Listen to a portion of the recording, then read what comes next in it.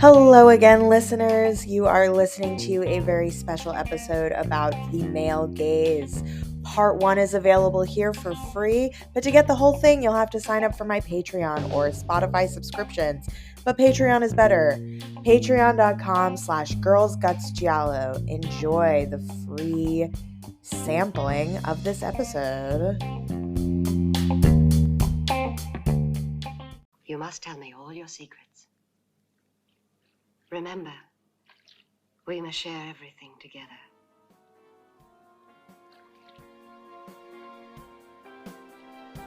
Everything.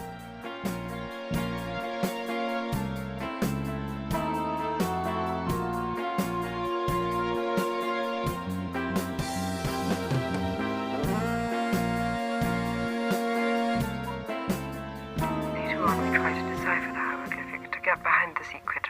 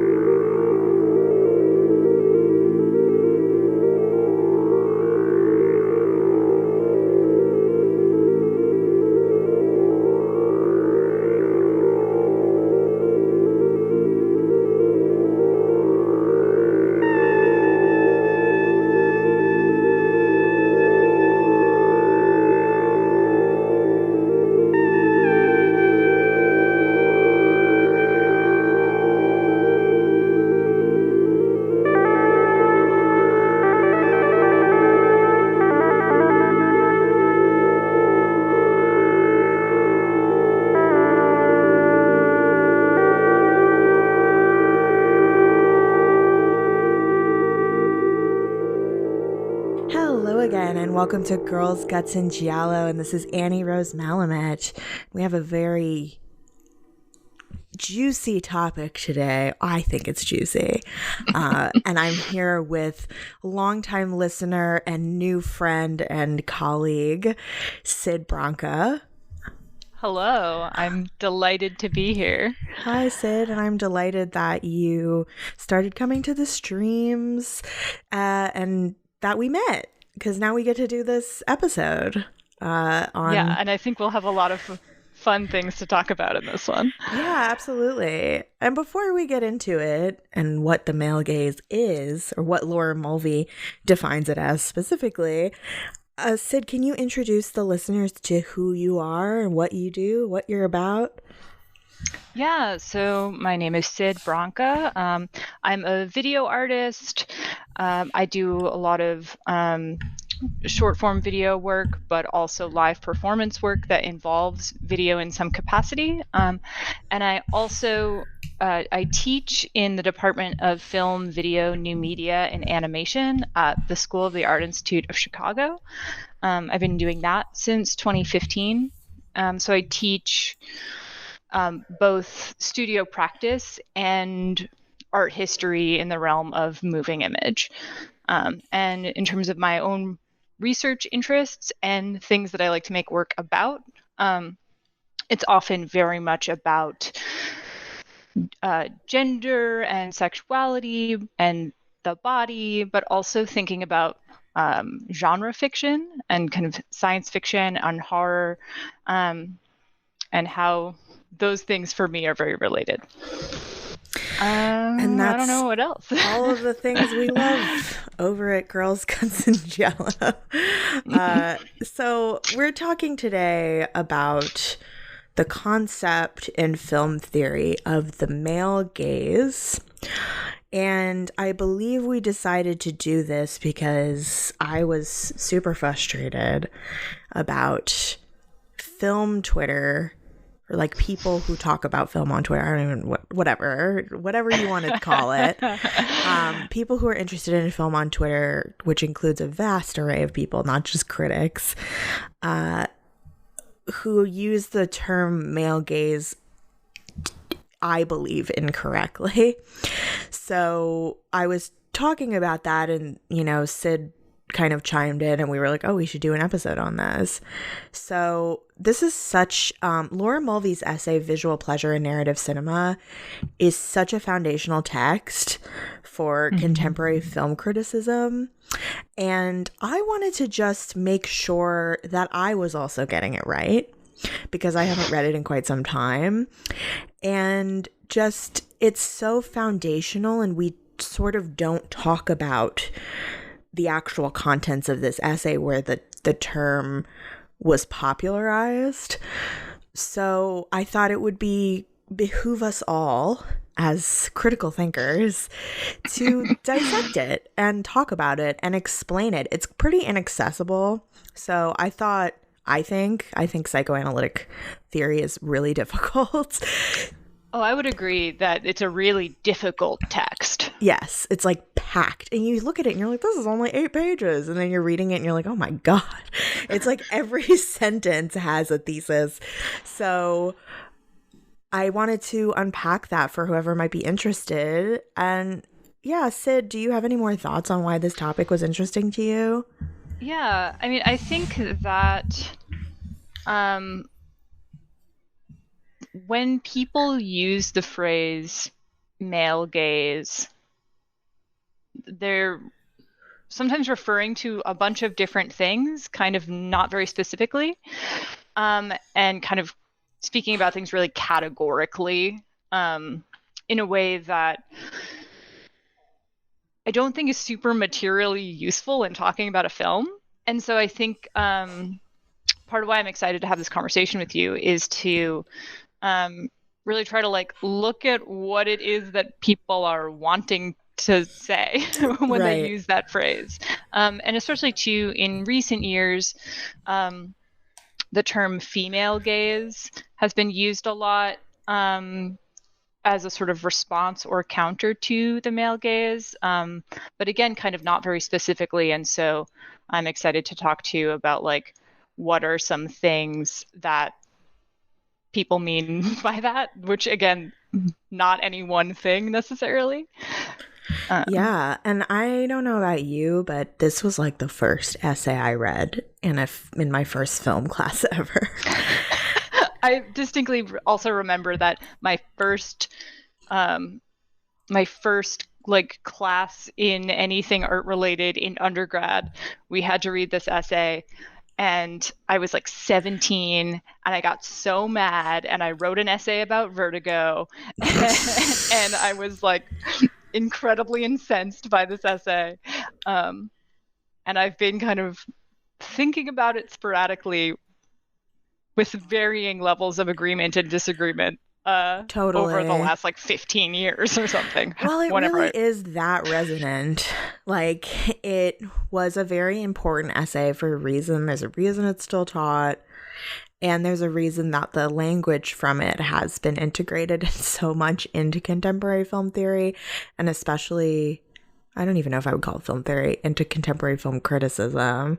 And it has been utilized in the most recent iterations of identity politics. So I think it's an important thing to talk about. And the first thing I really wanted to talk about was how this is not a term that was invented by Laura Mulvey. This term, the male gaze, first appeared in John Berger's Ways of Seeing in 1972. Which I love. It's great. It's one of those things that you watch in college and you're like, whoa! It's just cracks your skull open. And I think in contrast to what we were just saying about the Laura Mulvey essay, John Berger's Ways of Seeing is really accessible. I show it to parts of it to my students even now, because it's something that someone who hasn't read a lot of theory or anything can just jump right into and be like, oh, I get what you're saying, John Berger, with your charming British accent. Yeah, totally. It's much more accessible. It was intended as a response to Kenneth Clark's Civilization TV series, which was a traditionalist Western artistic cultural canon. And the series and the book of John Berger's criticizes traditional Western cultural aesthetics, In particular, it points out the concept of the male gaze. John Berger uses an analysis of the nude in European painting to illustrate this point. And it became popular among feminists, including the British film critic Laura Mulvey, who we're talking about a lot today, who uses it to critique media representations, not just media representation, narrative cinema representations up to that point, and not even really up to that point, because she doesn't talk about film that would be contemporary to her. Yeah, which there are some very notable examples that I'm sure we'll talk about. Exactly. And she uses that to critique the representation of female character in narrative cinema. So visual pleasure and narrative cinema is where the term the male gaze was popularized in film theory. It comes out in 1975. And it appeared in the British film theory journal Screen, and then later in her collection of essays entitled Visual and Other Pleasures. Which is such a sexy title for a not sexy book. It's really not. Yeah. I mean, the thing is, Laura, even the title, like Visual Pleasure and Narrative Cinema, you're like, ooh. And then you read it and you're like, okay, never mind. She's saying pleasure is bad, huh? Yeah, exactly. Yeah, right. And the essay was very much influenced by modern psychoanalytic theory like Freud and Jacques Lacan. And it is the first major essay that really helped the orientation of film theory towards a psychoanalytic framework. So for this episode, we're going to focus on the Laura Mulvey essay, Not Ways of Seeing. And I want to deconstruct and kind of put it in layman's terms and give examples of the male gaze, not just name films, but evidence for why they exhibit the gaze in their form, and discuss the relevance of the concept today. So that's my goal. Which it might take us a while, but we'll see. We also have like 18 pages of notes, so we'll see what happens. Yeah, and I was thinking maybe a place to start is to try to give a summary as best I can of some of the psychoanalysis stuff that she's referencing. Absolutely. Because I feel like the essay kind of one of the things that's not very accessible about it is that it operates under the assumption that the reader is already familiar with some concepts from Freud and Lacan that most people are not familiar with. And that are like batshit. Like you have they're truly wild. Yeah. They're truly insane. Like I just want to put that out there too. Like if you're ever reading psychoanalytic theory and you're like, what the fuck is this? Like I don't understand this. That's fine. They're going off a lot of like assumptions. You just kind of have to follow them to the end of their conclusion for the argument to make sense. You just kind of have to go with it. So yeah, you gotta accept the premise of some Freudian things that are truly unhinged. Absolutely. Yes, exactly. Like I was even explaining it to, I think you were probably there in the stream when we were talking about Barbara Creed's Monstrous Feminine. And how she relies on Freud for that text. So you kind of have to just rely on the idea that men are scared of sex because it looks like the penis is being eaten by the vagina. Like you just have to go with that. Right. That like castration anxiety is just like super fundamental to how everybody's psyche operates. Exactly. Is kind of the Freudian assumption. Exactly. That I don't know that I share as an assumption. It's an interesting, for me, it's more just like, sure, that could be it. That could be one of the many things that human beings are hung up about. I think there's a lot more going on, but right, it could be there in the ether, I'm sure. Right, like some men probably feel that way. Totally, right. As a unifying theory of like how people interact with each other and with media, I'm skeptical. But I'm sure Yeah. some men experience castration anxiety. Right. And yeah, so let's talk about that. She opens the essay with an explanation as to why she is using psychoanalytic theory. And she says psychoanalytic theory is thus appropriate here as a political weapon, demonstrating the way the unconscious of patriarchal society has structured film form. So, even in a statement like that, you're like, I guess I'll just take your word for it. She doesn't really, she goes further into detail. But yeah, let's start with that. Right. It's going with the idea that kind of things about the structure of the unconscious mind influence how cinema is structured, which that point I think I would agree with. Yes. That things about how the kind of unconscious mind of the person making a film is going to influence how they make that film. Right. Whether or not it's a political weapon, I don't know, but right. I think that she is wanting it to be a political statement to say that psychoanalysis being a factor in how we let me stop and rephrase that sentence. Mm-hmm. Using psychoanalysis to describe how we consume media or how we look at images in media, I think for Mulvey is a political idea. To be okay, yeah, the images that we engage with form or inform how we are in the world, and that's political, I think is what she's going for. That makes sense to me. How do you feel about that statement? I feel like I agree with that part of it. And then it's what she thinks the structure of the unconscious mind and how that works is the part where I disagree. Totally. I think the sort of Freudian part of it is where I'm you're losing me. Yeah, so tell me about Lacan specifically as well as Freud.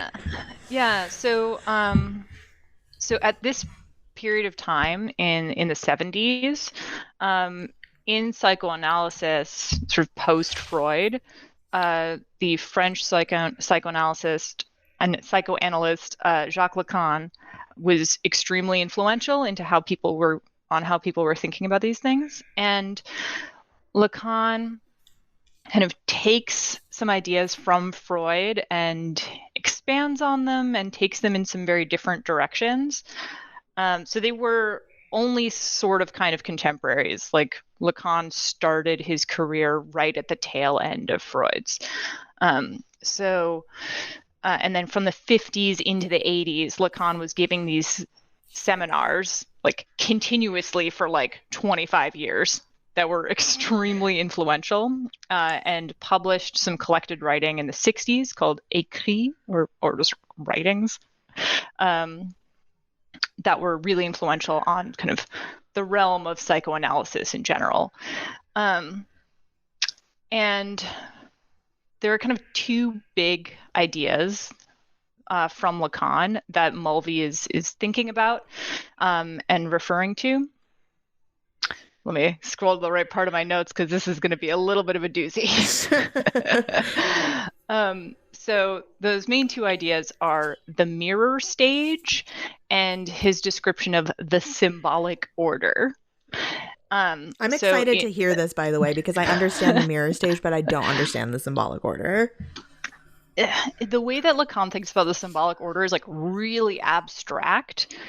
Especially later in his career, it starts becoming logic symbols that are these equations and diagrams that are incomprehensible to me.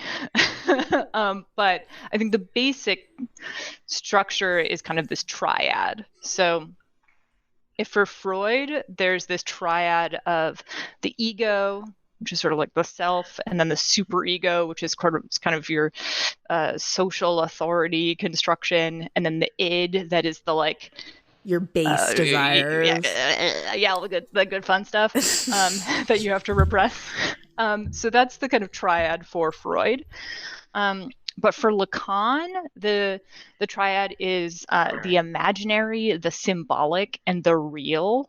And those are all with like capital letters, like real with a capital R. And they are kind of related to the Freudian triad, but are not the same. So for Lacan, the imaginary is the realm of like images in the way that things appear to be, and also things that we imagine on the level of the individual, and especially our relationship with like the image of ourselves. Okay. So that's like the imaginary. It's very kind of like about the self, figuring out the self, imagining images, the imaginary. And then the symbolic is the realm of like social structures, law, culture, sort of social contracts, taboos, what like one is supposed to do, that kind of thing. And that's like informing all of our interactions between people. So like the self and the other is in the realm of the symbolic. Kind of the symbolic is this like presence mediating interactions between people.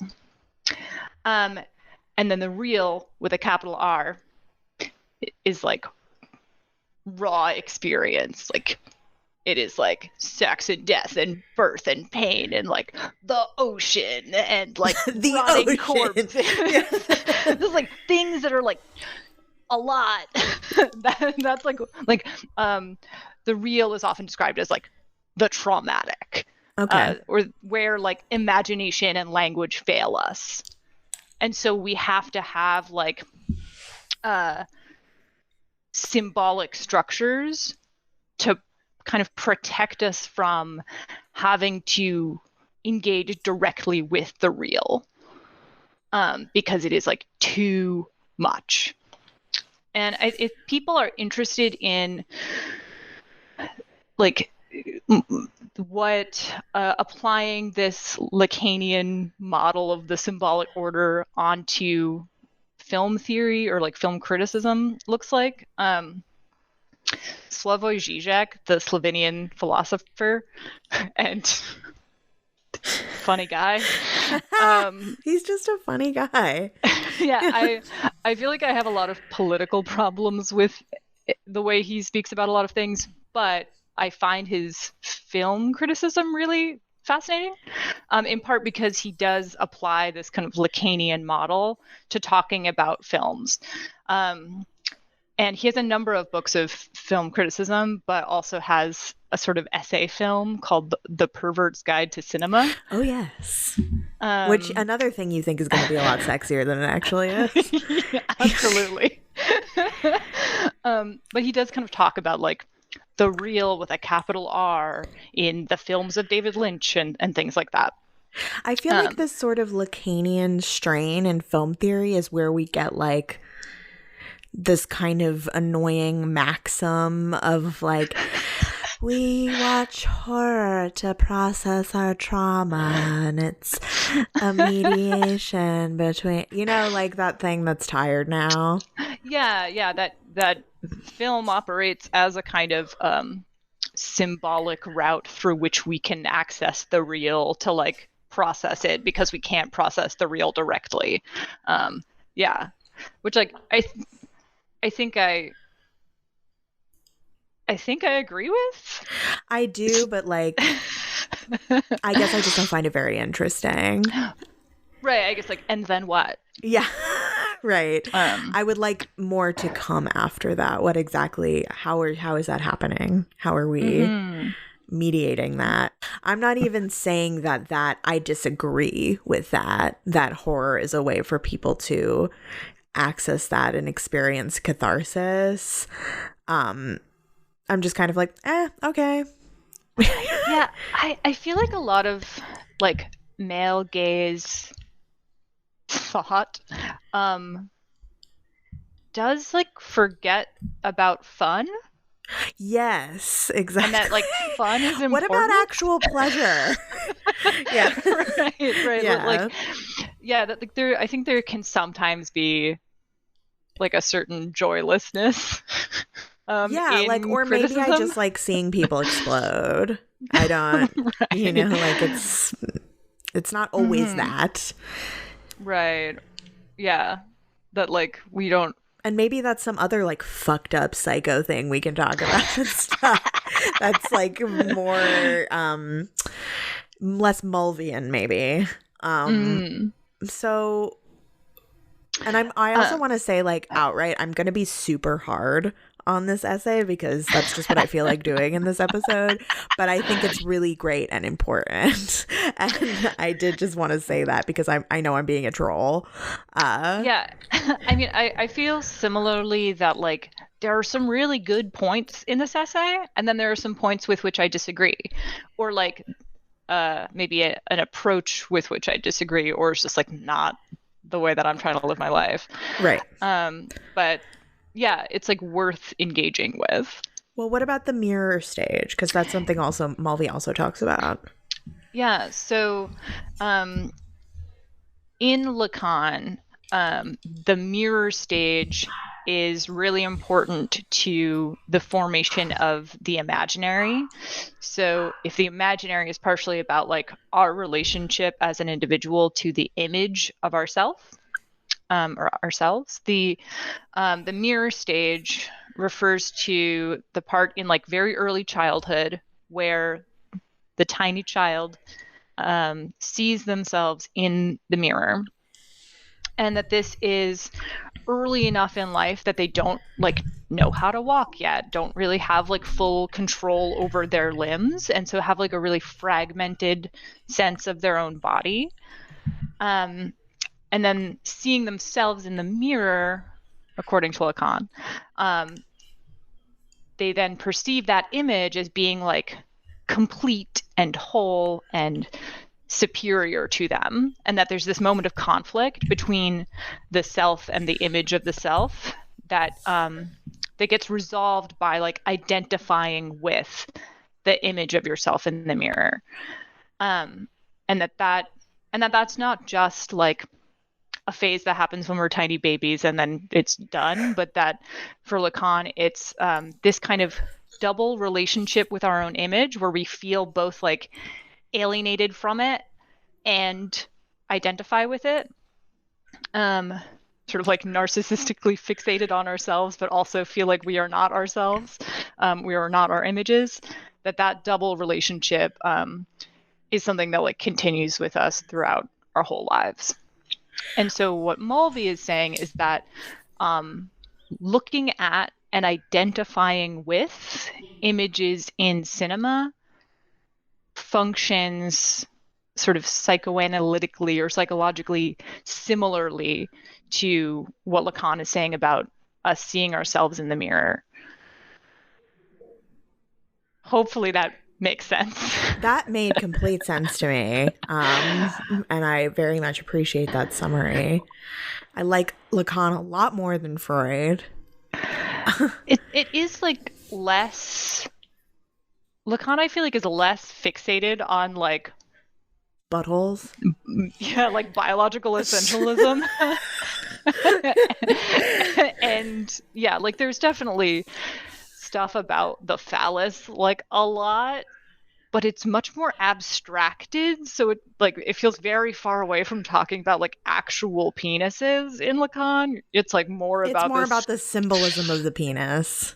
Exactly. Yeah, than it is about the actual penis, whereas for Freud it very much is about actual penises. Yeah. Yeah. I feel like we also have to talk about Freud a little bit, even though I've talked about this in other episodes recently. I feel like you're better with psychoanalytic theory than I am. And I will try my best to sort of summarize the Freudian points that Mulvey draws on in this essay. So according to Freud, every child either watches its parents in the act of sex or has fantasies about the act of their parents having sex. And these fantasies are not straightforwardly sexual. They're related to the concept of the abject, in that the primal scene, which is the idea of one's parents having sex, represents to the child its own origin story, which we can see how the Lacanian thought comes in there, because it creates that alienation between your image of yourself and the concept of yourself and how you came into existence. And then furthermore, that men have an essential fear of castration, and that women have, I also want to, a lot of queer people listen to this podcast. This is incredibly bioessentialist. This is all about like the idea of a cis man and a cis woman who are heterosexual, and there really is not a lot of room for anything else. Yeah.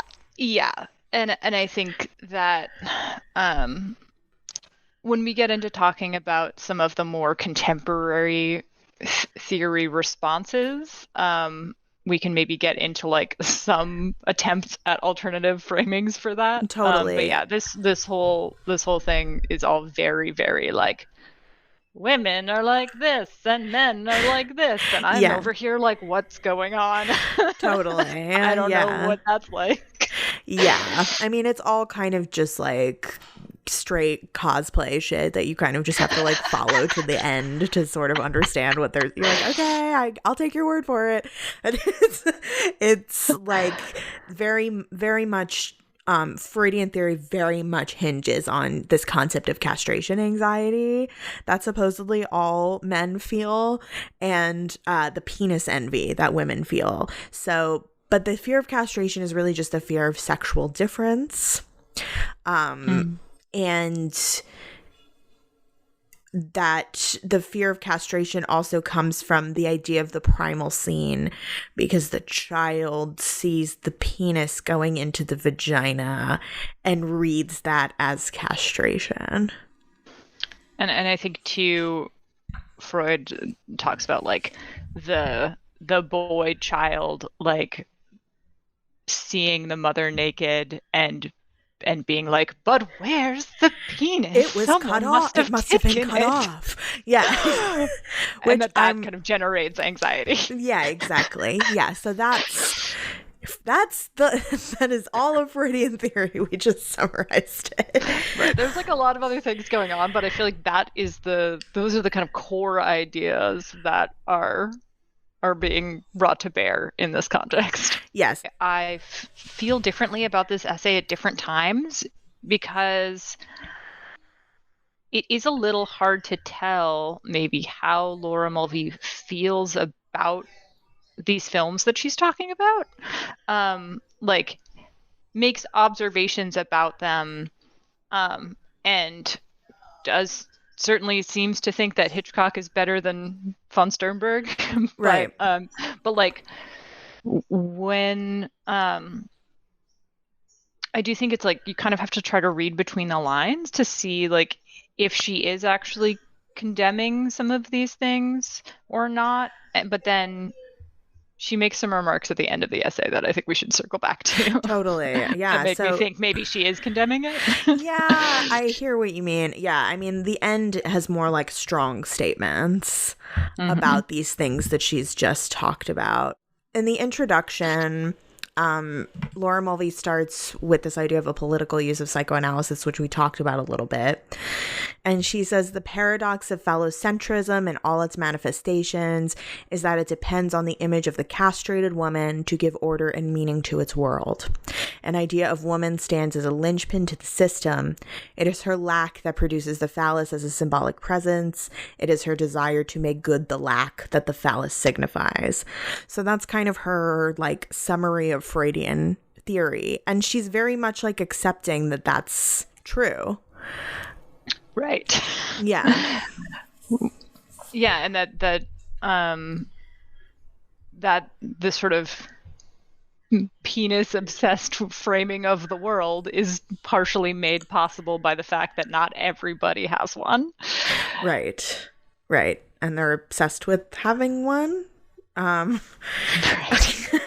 Moby, she then goes on to talk about pleasure as a radical weapon, which is also weird because, like we said, she kind of thinks pleasure is a bad thing. So I was wondering if you had a thought about that. Yeah, well, because it seems like where's where she says that thing about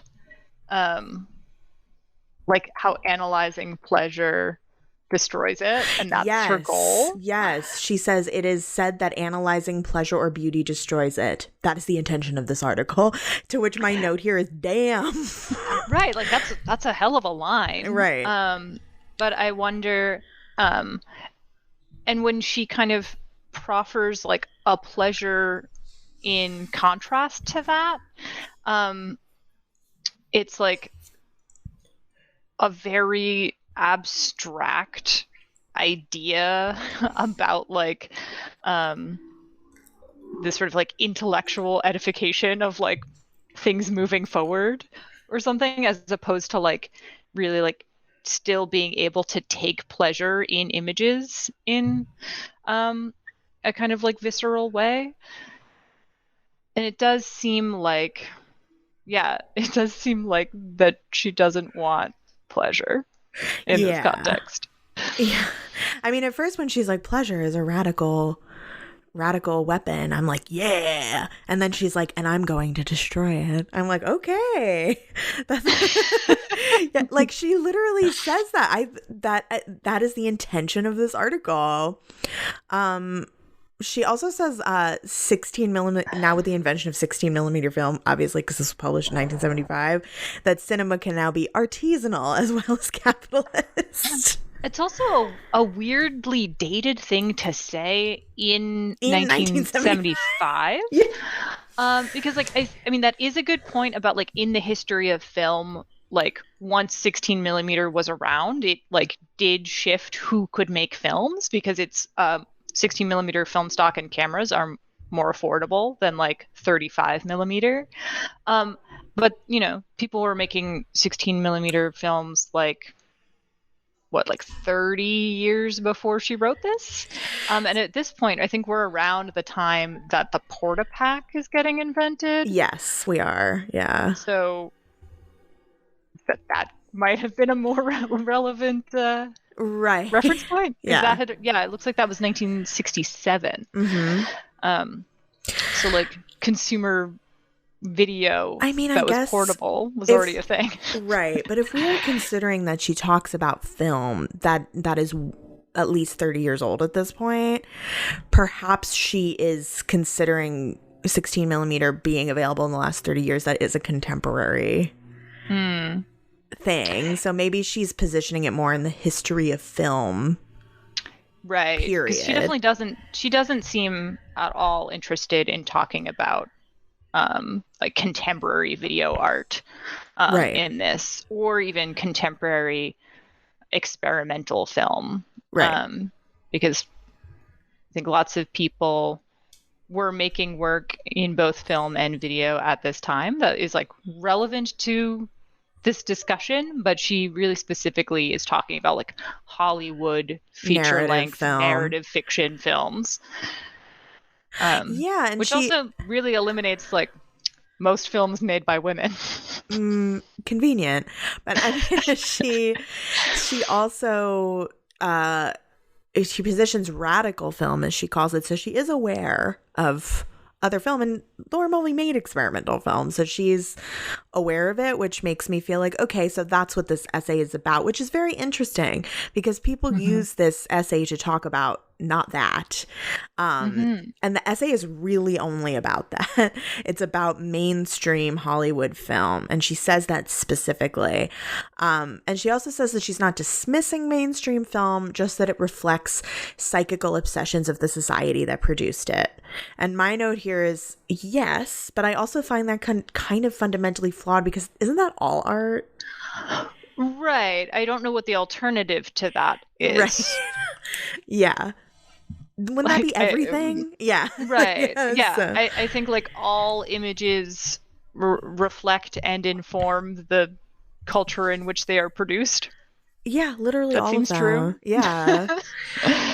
So part 2, now she's talking about pleasure in looking, fascination with the human form.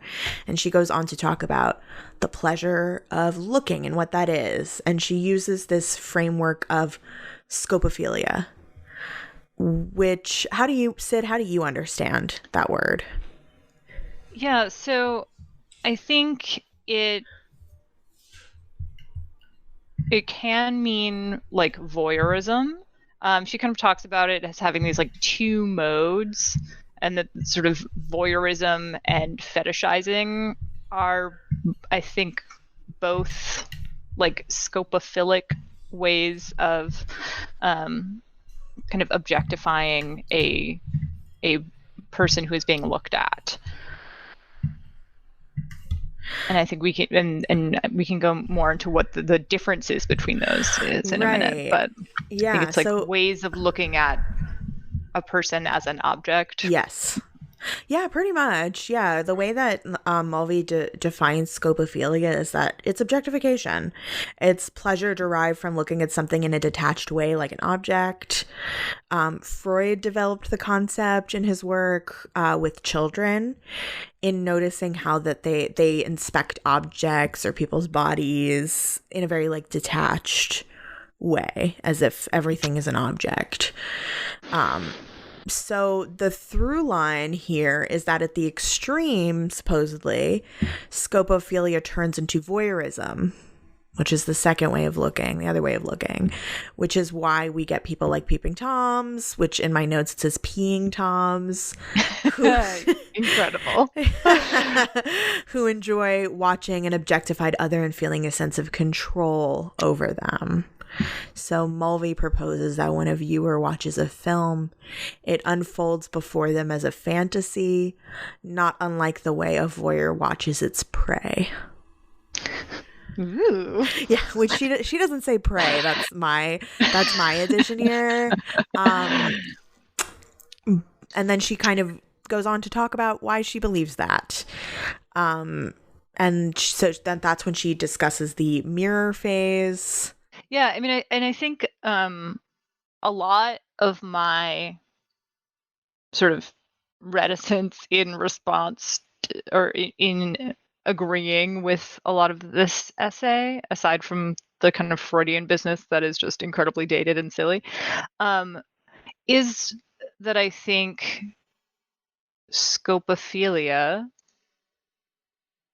is inevitably part of how cinema operates. And it seems like she's wanting to isolate it as the way that most cinema operates, and less of it should do that. Where I'm just kind of like, that is how cinema operates. Cool. Let's talk about it. And this essay is about why it should not, or why that's bad, or whatever. Right. And it seems like that she's kind of taking the stance that like voyeurism and objectification are somehow extricable from film as a medium, and also that they should be extracted because they're bad. And that's actually why I specifically use the term prey, because I was like, well, this is very like charged to compare the viewer to a peeping Tom and a voyeur. And obviously to me in 2022 as a pervert, I'm like, yeah, but I know that this is supposed to be very male, gendered, and patriarchal. Yeah, and it really, this essay, I think, in that construction, is speaking about an audience that is male. And if it includes women in that, it includes women who are acting like men in their in a sort of fantasy of having the same kind of agency as men or something. Right. But yeah, I feel like it is all very like, it's all very vanilla, basically. For sure, yeah.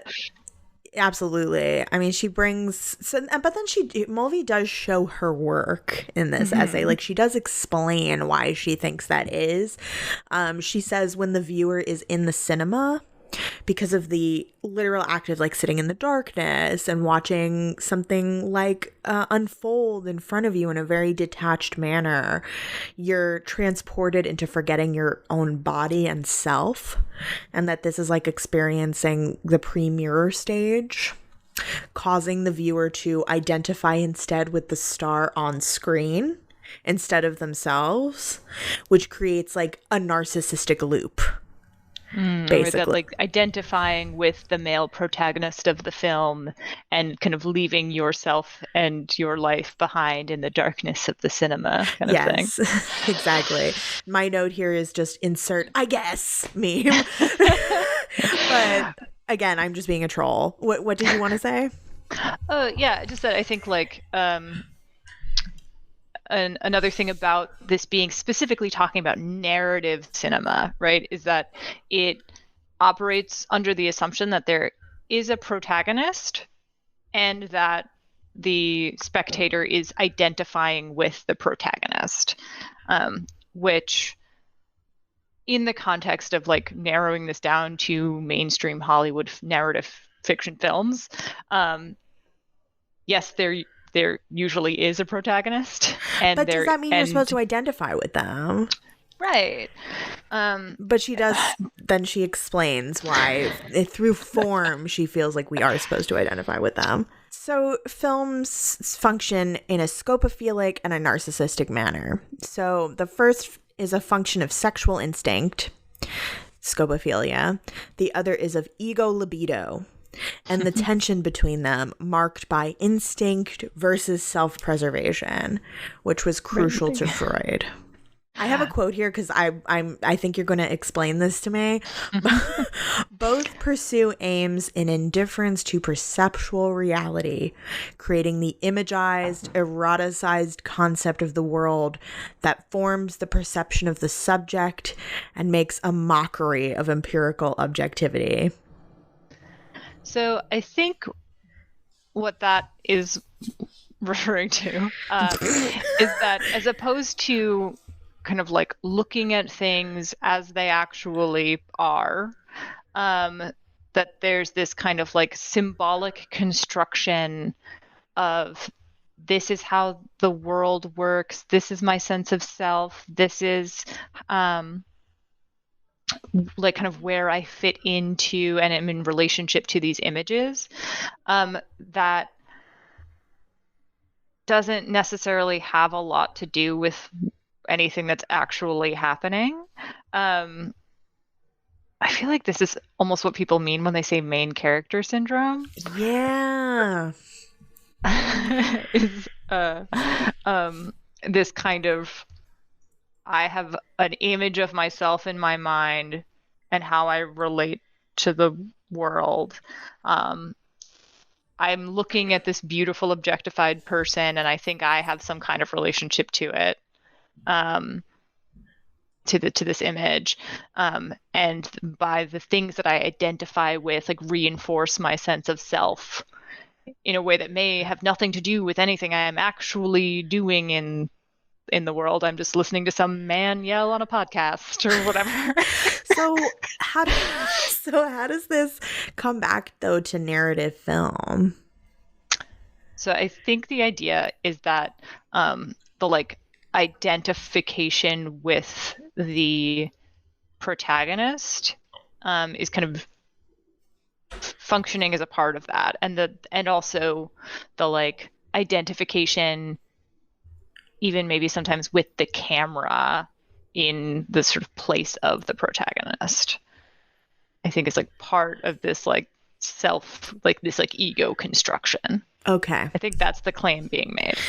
Yeah, and then she says that the woman crystallizes this essential tension of cinema between instinct and ego.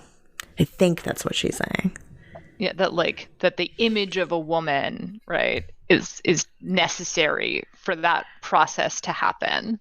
Although I don't know that I agree with that, but I think that's what she's saying. Yes. Yeah. Okay. Because is that because we're in a patriarchy? Right. That the construction of the like division of narrative labor under patriarchy for Mulvey is that like the active hero is a man, and that the passive sort of the other person, right, who has to be rescued or punished or whatever, or looked at, that is the role that goes to the woman. So interesting when thinking about Vertigo, because I really think that Jimmy Stewart is the one who's punished the most in that movie, but we'll get back to it. So this is her first use of the term male gaze. In a world ordered by sexual imbalance, pleasure in looking has been split between active/male and passive/female. The determining male gaze projects its fantasy onto the female figure, which is styled accordingly. So this is like the very famous passage of this essay, and then I actually have a longer quote here that I want to read because this whole thing is the most famous part. Usually in an exhibitionist role, women are simultaneously looked at and displayed, with their appearance coded for strong visual and erotic impact so that they can be said to connote to be looked at-ness. They're there to be looked at, basically. Women displayed as sexual object is the leitmotif of erotic spectacle.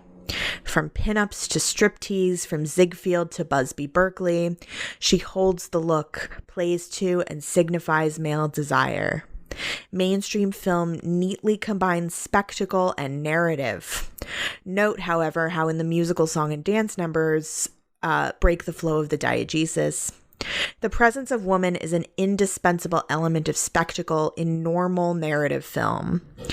Yet her visual presence tends to work against the development of a storyline, to freeze the flow of action in the moments of erotic contemplation. This alien presence then has to be integrated into cohesion with the narrative. Okay, a lot to unpack there. Any initial thoughts? Yeah, I mean, I think it's like thinking about like the visual presence of the woman being both like necessary for the storyline and being something that interrupts it.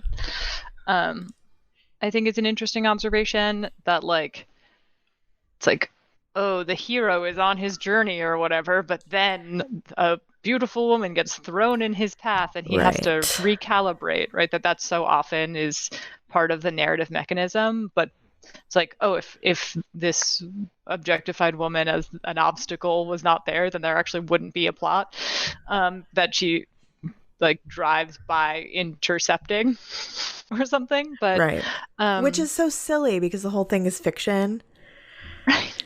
But I guess what she's saying is that has to be the fictional element and what the plot hinges around.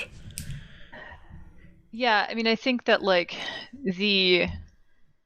it's so funny to be like, women in film connote to be looked at-ness, when I feel like film connotes to be looked at-ness. That's the whole thing. That's like, that's what it is. That's what like a film is there to be looked at, and the men in the film are there to be looked at also. Yes, and not unerotically. Yeah. I think the like objectification and identifying with the looking at of men is something that is present in some of the films that she talks about in a way that doesn't get acknowledged here. So yeah, I think that the to be looked at-ness is not limited to women displayed. Right. Yeah, and then she kind of does go on to say that movies about women, she positions them against the buddy movie, which she says is like homoerotic, but then doesn't go into it. Yeah, I really wish that she talked more about films that don't have women in them, because those exist. Yeah. I mean, there's a lot of general blanket statements here, and then you sort of have to remember that she's only talking about a very, very specific thing. She also says traditionally, the woman displayed has functioned on two levels: as an erotic object for the characters within the screen story, and as an erotic object for the spectator in the auditorium, with a shifting tension between the looks on either side of the screen. And I was going to say, do we even agree with this point? But like, I think we do, but I think we also think that that happens to everybody on the screen.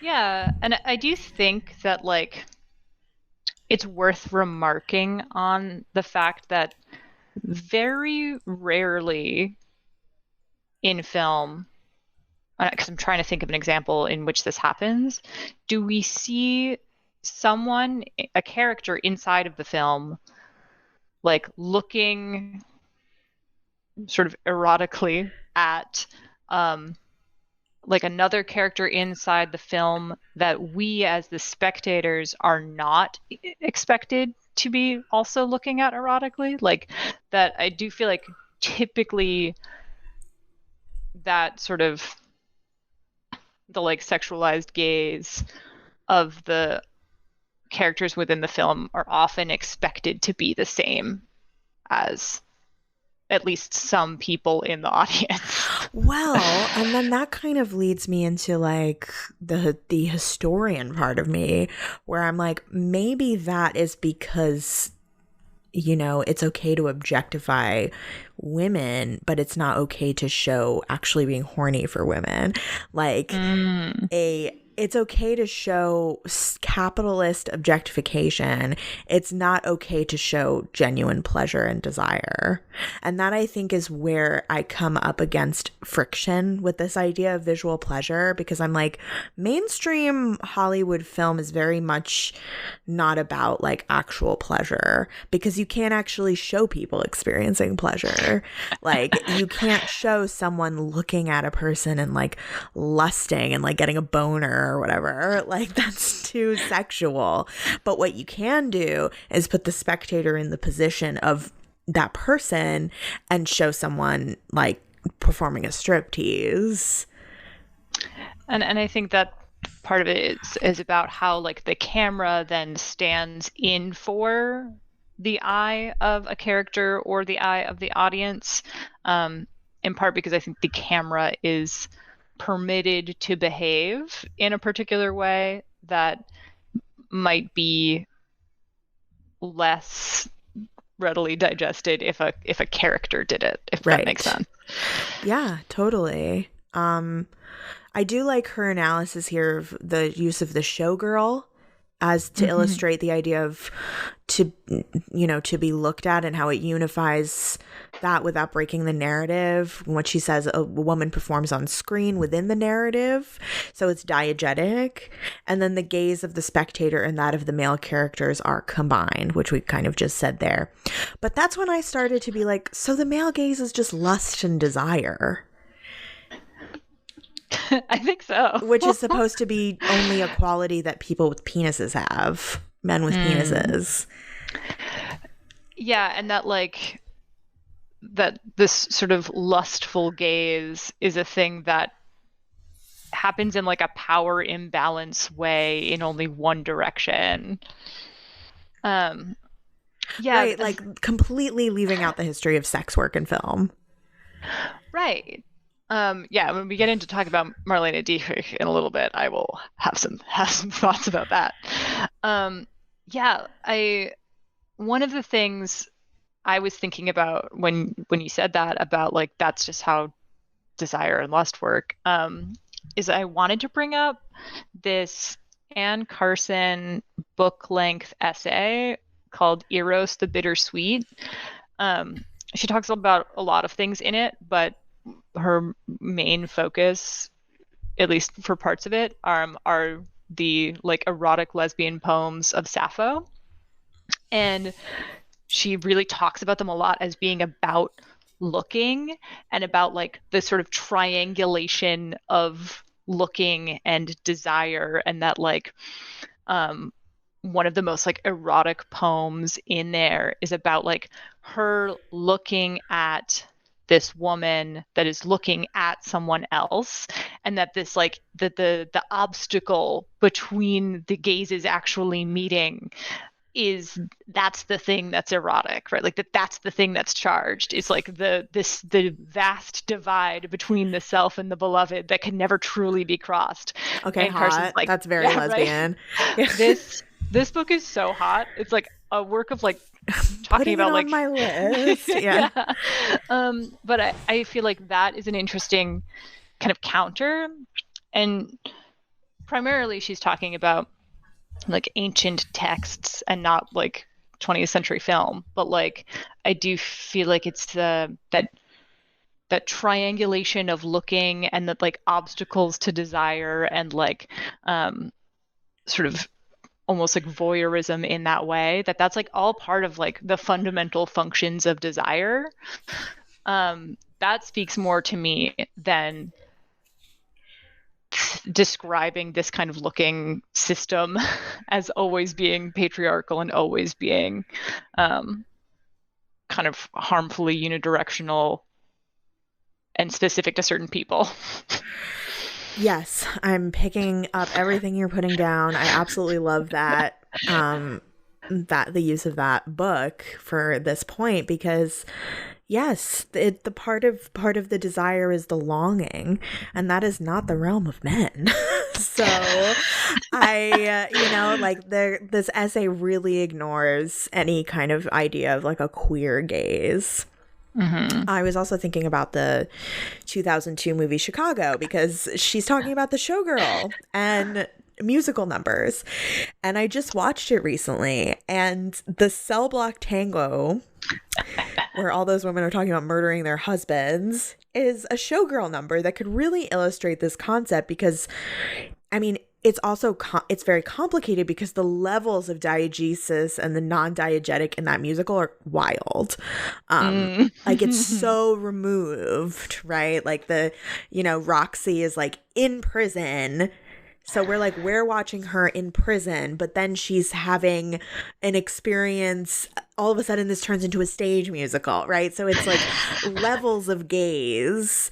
And so we're in Roxy's gaze watching this, and it's very erotic. So anyway, thoughts? Yeah. I mean, I think that I feel like what Mulvey is overlooking, right, is that like the kind of idea of the showgirl, right, of constructing a situation in which the kind of gaze of the protagonist and the gaze of the audience can be unified in their ogling or whatever. I feel like that neglects the point that a performer is a person with agency. Not only like the actual actors appearing in the movies that she's talking about, but like that the character of the performer is performing, and that is like that's a two-way street. Like to be a showgirl is to do that on purpose, and I think that that's not objectifying to do a thing on like to be like, well, I am going to do this. Also, this is all about the experience of the viewer and lust, but completely leaves out the idea of the viewer where their fantasy capitulates around being the showgirl. Yeah. Like I feel like and being looked at. Right. I think that the pleasure potential of objectification, like the pleasure that there potentially can be in being objectified as the person objectified, right, or as the person being looked at, I feel like that type of pleasure is invisible to Mulvey. I think she can't. It doesn't seem like it's something that she considers. It's very second wave feminist. Right. Exactly. It's like I like being looked at. I don't think objectification is a bad thing necessarily. I think that people objectifying people because of their implicit biases and treating them badly because of that is. But yeah, I don't think objectification in the realm of the erotic is a bad thing. Right. Like, oh, someone is looking at me like I'm an object and finding me hot.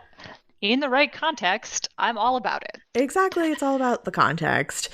But Mulvey, she always shows her work, which I am always begging people to do anyway. So she does explain why she thinks this.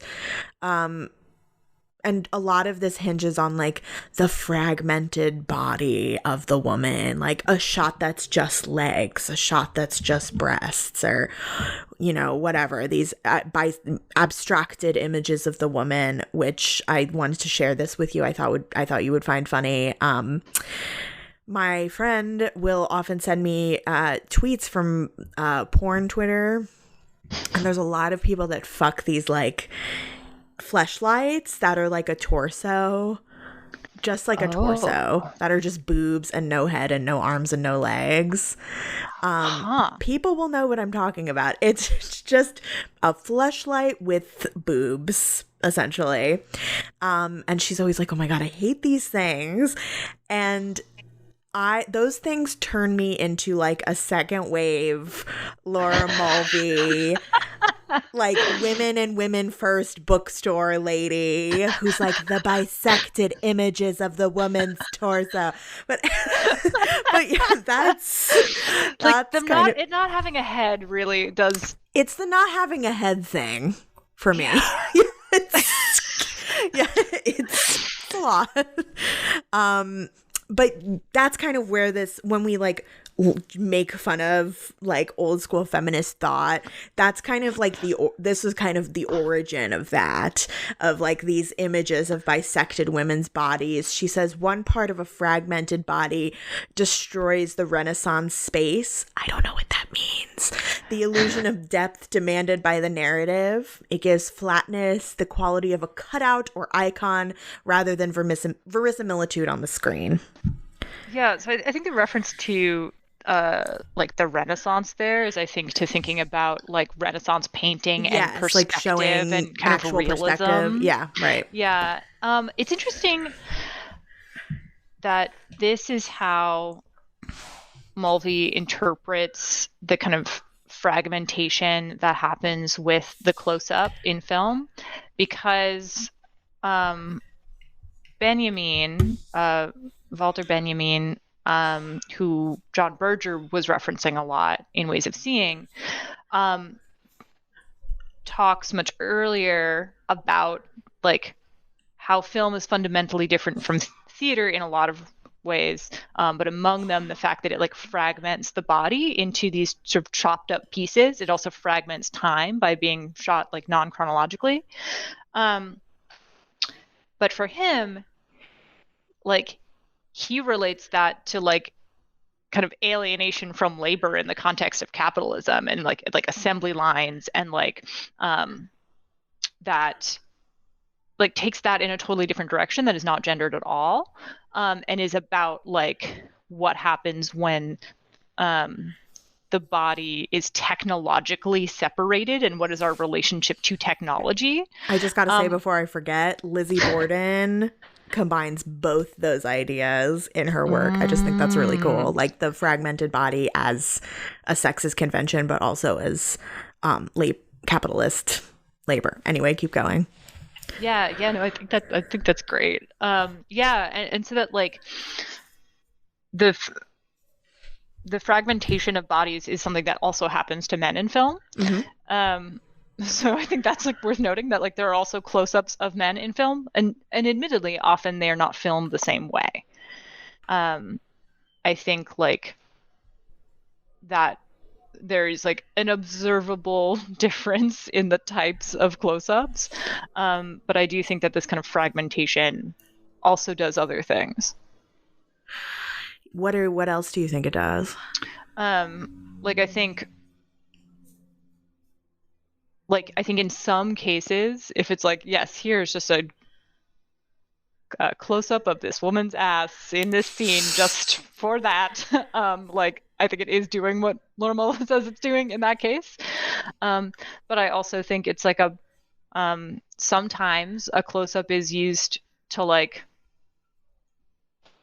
deepen our understanding of a character rather than right, like fragment them in a way that is like dehumanizing. Right. Like, here are the rings this character wears. Oh, we see she's wealthy. Or, like it's, there are other narrative reasons that happens, even though there is pleasure in being looked at, because films are often very beautiful. Or pleasure in looking at it because it's art. Yes. Right.